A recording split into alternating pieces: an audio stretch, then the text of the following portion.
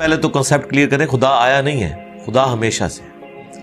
ہم اسے میتھمیٹیکلی ثابت کرتے ہیں. دیکھیں, جو یونیورسل ٹروتھ اسٹیبلش ہو چکے ہیں اس کو تو آپ کوئی دوبارہ سے چیلنج نہ کریں.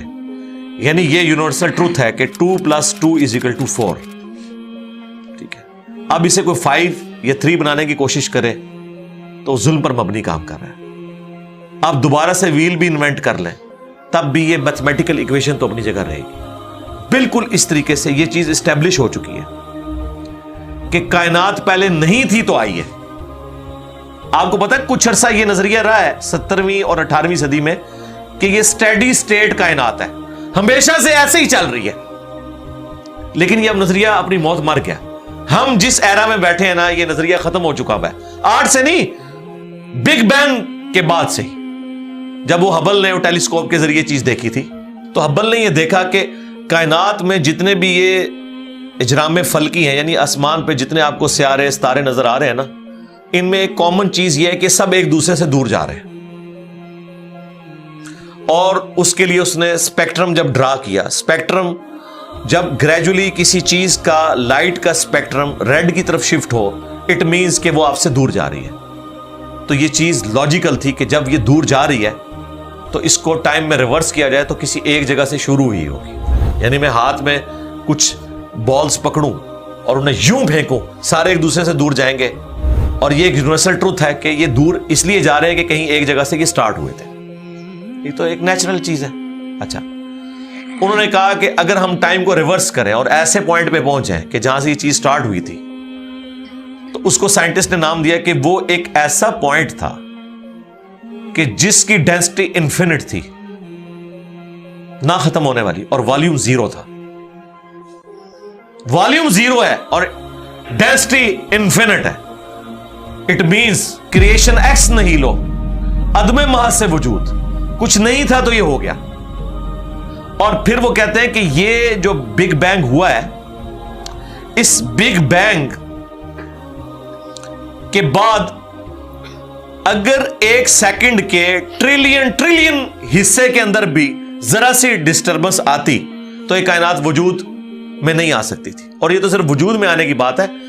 پھر جو billions of fine tunings planet earth کے اوپر موجود ہیں, ہر سیارے کے اعتبار سے ہیں, زمین کا سورج سے فاصلہ, پھر ان کی گریویٹیشنل فورس, ان کی موومنٹ, سپیڈ, یہ تو ایک پوری ایک سمجھ لیں ایک ایسی فیلڈ ہے جس میں انسان جا کے گم ہو جاتا ہے. ان ساری چیزوں کو کنسیڈر کر کے اسٹیڈی اسٹیٹ کائنات کی تھیوری تو ہوگی ختم اور بگ بینگ ہوگی اسٹیبلش. اب یہ تو ثابت ہو گیا کہ کریشن ایکس نہیں لو ہوئی ہے, یعنی انسان یا کائنات یہ پیدا ہوئے ہیں.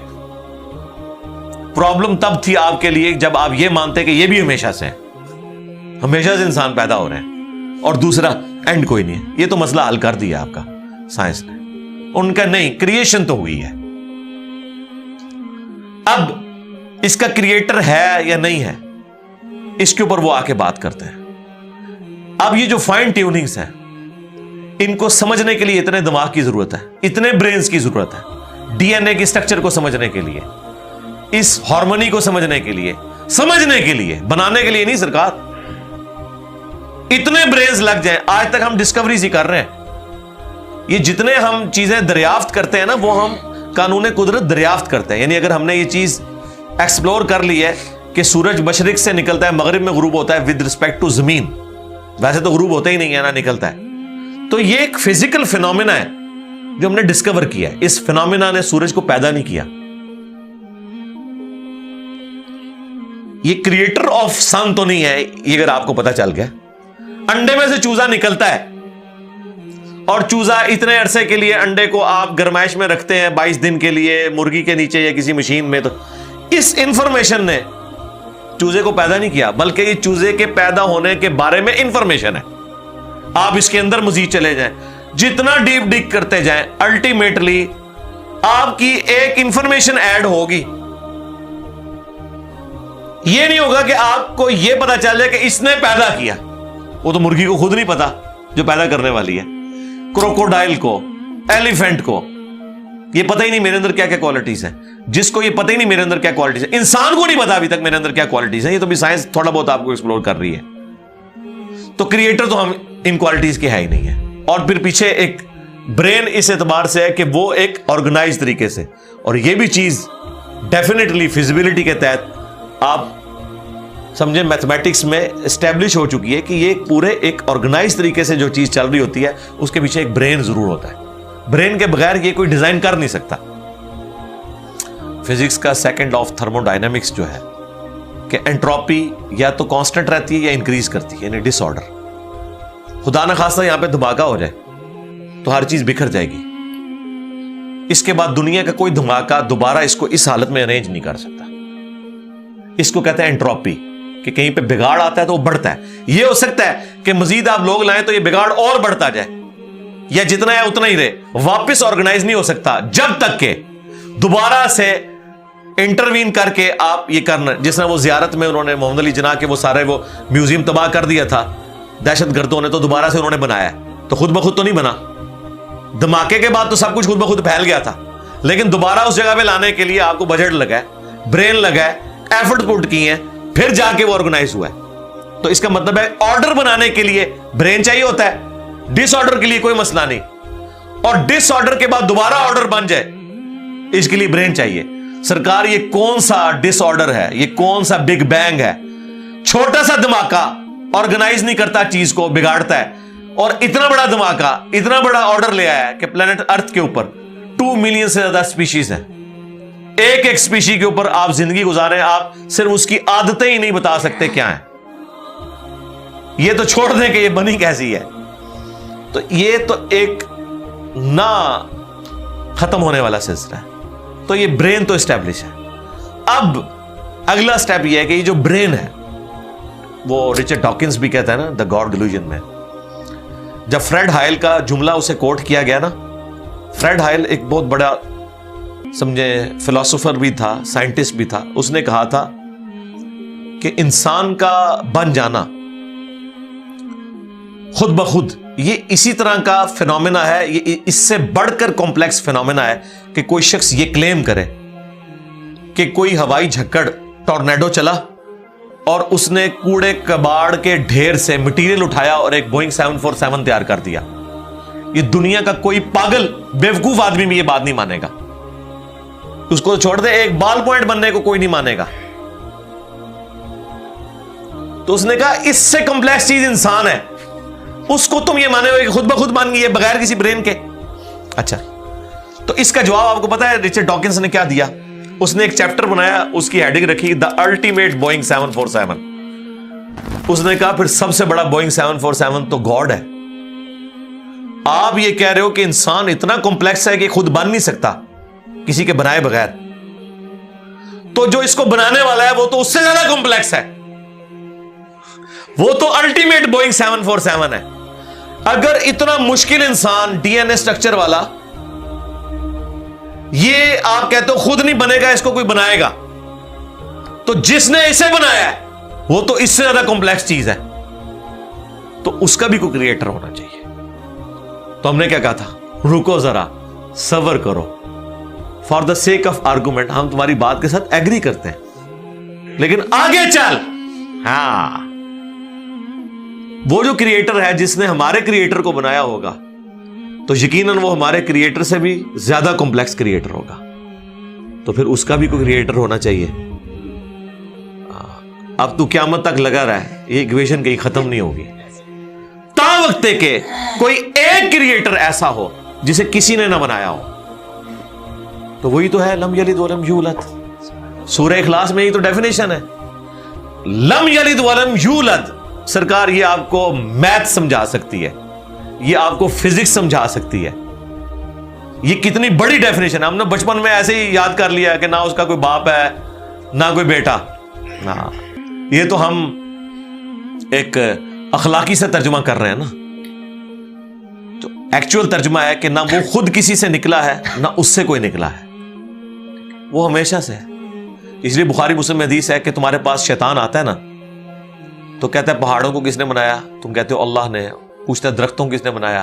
کہتا ہے اللہ نے. تم کہتے ہو اس کو جواب کے طور پر جب وہ سوال پوچھتا ہے، پھر مختلف سوال کرتا ہے، تم اللہ کہتے ہو، اینڈ پہ وہ کہتا ہے اللہ کو کس نے بنایا؟ اب تم نے کہنا ہے پھر اس پہ قل هو اللہ احد اللہ الصمد لم یلد ولم یولد ولم یکن لہ کفوا احد۔ ذرا نبی علیہ السلام تو اتنا ہی کہہ سکتے تھے نا، آپ کو اللہ تعالیٰ نے ہماری ہدایت کا امام بنایا، ٹھیک ہے، لیکن بعد میں جب یہ میتھمیٹیکل ایکویشنز، سائنٹیفک ڈسکوریز اور یہ یونیورسل ٹروتھ انسانوں کو اللہ تعالیٰ نے دریافت کروائے ہیں، تو اب ہم بڑی آسانی سے اس کو مزید ایکسپلین کر سکتے ہیں کہ اگر کوئی کریٹر کا کریٹر ہے تو اس کا بھی کوئی کریٹر ہوگا، اور یوں یہ ایک سمجھ لے نہ ختم ہونے والا سلسلہ شروع ہو جائے گا۔ یہ آپ کو اچھا اب آپ سوچ رہے ہو کہ یہ کیوں ماننا پڑے گا کہ کوئی ایک ایسا ہونا چاہیے کہ جس کا، یہ اس لیے ماننا پڑے گا کہ دوسری طرف ایکویشن جو ہے وہ فزیکلی میرے سامنے موجود ہے کہ میں ہوں، کریشن موجود ہے۔ اگر ایک تھیوری ہوتی نا کہ نہ کریشن ہوتی نہ کریٹر تو ہمیں کوئی چیز مجبور نہیں کرتی تھی۔ اب ہماری مجبوری یہ ہے کہ کائنات ہمارے سامنے ہے، ہم زندہ مخلوق ہیں، ہم سب کچھ دیکھ رہے ہیں، کریٹڈ چیزیں موجود ہیں، تو دوسرے اینگل پہ ہمیں جانا پڑے گا اور الٹیمیٹلی کسی ایک کریٹر پہ رکنا پڑے گا، کوئی کریٹر نہ ہو اس کا۔ اس لیے میں نے اپنی ویڈیوز میں بارہا کہا ہے، اگر آپ مجھ سے پوچھیں کہ اللہ تعالیٰ کی کون سی ایسی کوالٹی ہے جو امیجنیشن سے باہر ہے، جس کی آپ کو مثال بھی نہیں بیان کر سکتے۔ دیکھیں اگر اللہ تعالیٰ کہتا ہے میں سنتا ہوں دیکھتا ہوں، تو ہم اس کا ایک دھندلا تصور لا سکتے ہیں کہ میں بھی سنتا ہوں اور دیکھتا ہوں، اگرچہ میرا ادھار کا ہے، اللہ کا ذاتی ہے، میرا لمیٹڈ ہے، اللہ کا ان لمیٹڈ ہے، میرا ڈیپینڈنٹ ہے، اللہ کا انڈیپینڈنٹ ہے۔ ہر چیز کو آپ امیجن کر سکتے ہیں، لیکن اللہ کی جو یہ کوالٹی ہے کہ وہ ہمیشہ سے ہے، کبھی کوئی وقت ایسا نہیں تھا کہ وہ نہیں تھا۔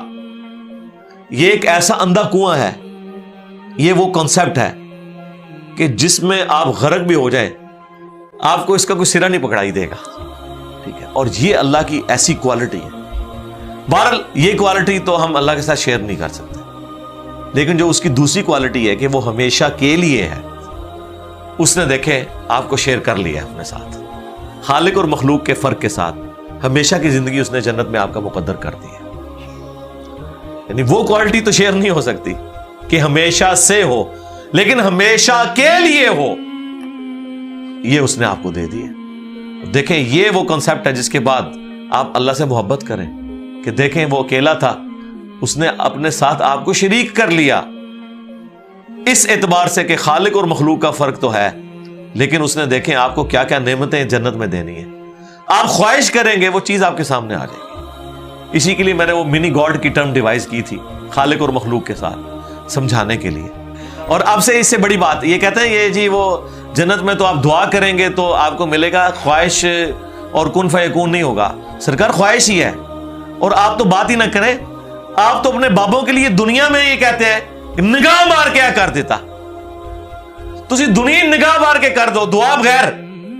کبھی آیا کہ عبد القادر جانی نے دعا کی تو مردہ زندہ ہو گیا؟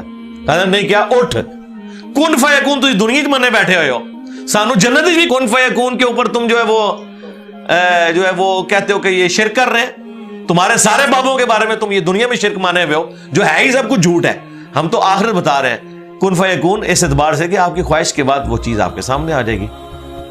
چاہیں تو اشاروں سے اپنے کایا ہی پلٹ دیں دنیا کی، ہاں یہ حال ہے خدمت گاروں کا، سرکار کا عالم کیا، اشاروں سے، دعاؤں سے نہیں۔ تو سانو کہتا نہیں جنت کی دعا تو بعد ملے گا، اشارے نہ کچھ نہیں ملے گا۔ تو اسی دنیا جی اپنی جہنم بنائی ہوئی ہے اس طرح سے عقیدے رکھ کے، اور جو ایکچوئل ہے وہ تو ہے انشاءاللہ تعالی، ہاں شاید آپ کے لیے اور آپ جن کو مانتے ہیں ان کے لیے نہ ہو، اس لیے آپ ماننے کے لیے تیار نہیں ہے، ہمارے لیے تو ہے انشاءاللہ تعالی، انشاءاللہ۔